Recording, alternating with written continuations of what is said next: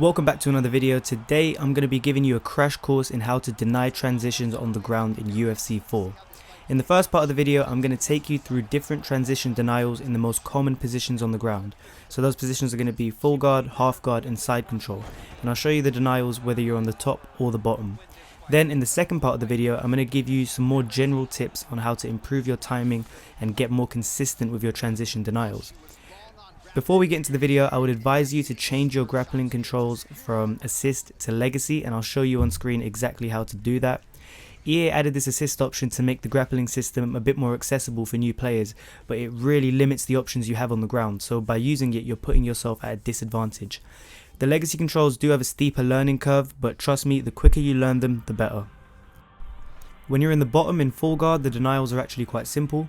If they move their body towards the right to get into half guard, you hold R2 and push the right stick towards the right. If they move left to try and get into half guard, hold R2 and push the right stick towards the left. Lastly, if they try and posture up, hold R2 and push the right stick up. So as you can see, you basically just have to push the right stick in the direction that they're moving in, but you're going to see that the animations get a little bit more difficult to keep track of.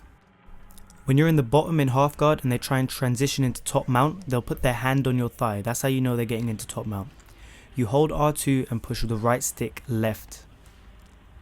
If they try and move into side control, which is the opposite direction, you hold R2 and push the right stick towards the right.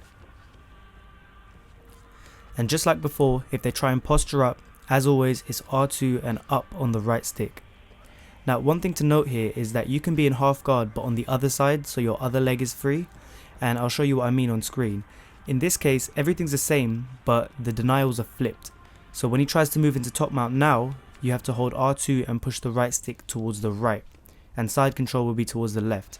Now this sounds confusing, but just remember you need to push the right stick in the direction that their body moves in. And don't worry, you're going to get used to it very quickly, like you'll know what animations to look for. Now those are the only denials I'm going to show you on the bottom, because full guard and half guard, they're the most common positions you're going to be in. I'm not going to show you how to deny transitions when you're in the bottom on side control, because to be honest that's kind of useless. If you're in the bottom in side control, you just want to get out of that position as quickly as possible, so there's no use really denying transitions. And I'm not going to show you the other ones yet because I don't want to overload you with information. Just learn the basics first. When you're on the top in full guard and your opponent shuffles towards the right, hold R2 and push the right stick towards the right. And then of course if they shuffle towards the left, hold R2 and push the right stick towards the left. Quite simple. Now if they put their arm around your head, that means they're trying to get up, and you need to hold R2 and push the right stick up. When they shuffle backwards, you need to hold R2 and push the right stick down. This animation actually looks slightly different when you're not near the cage, and I'll show you that too. As you can see, the animation here is slightly different. They put their feet on your hips instead, but it's still R2 and right stick down. Now we're on the top position in half guard, and if your opponent shuffles their whole body towards the right, hold R2 and push the right stick right. This is quite a slow transition, so it's easy to deny. When they put their hand on your thigh, that means they're trying to get into full guard. Hold R2 and push the right stick left. And then lastly, when they try and sit up and push you off of them, you need to hold R2 and push the right stick up. This is actually a new transition that wasn't in previous UFC games, so it catches a lot of people off guard. Now just like half guard in the bottom position, you can be in half guard but on the other side, so your opponent's other leg is free. And I'll show you that. So the left and right denials here are flipped, just like before. Full guard is now right stick right. Again, you're going to get used to this with practice. The top mount denials are quite simple. They either push your whole body towards the left or your whole body towards the right, and you have to push the right stick either left or right depending on which way they're pushing you. But even though these transitions look very simple because the animations are really obvious which way you need to push the stick, the transitions are very quick, so your timing needs to be very good to deny these. The side control denials on the other hand are very difficult, and they're the last ones I'm going to cover before I move on to part 2 of the video. They're difficult because the animations are a bit awkward and they're very quick. Now if they move their elbow towards the left to get into sprawl, then hold R2 and push the right stick left. If they shuffle their body away from you, then it's R2 and right on the right stick. If they push your head up with their hand, it's R2 and up on the right stick. Just like with half guard, you can be in a mirrored version of this position, so the left and right denials are going to be flipped as you can see on screen. Now don't stress if you're struggling with this position, because these are by far the hardest ones to deny, but when you do get good at them, you can really punish your opponents with elbows and knees to the body. Now I'm going to move on to part 2 of the video, where I give you more general tips to get better at denying transitions.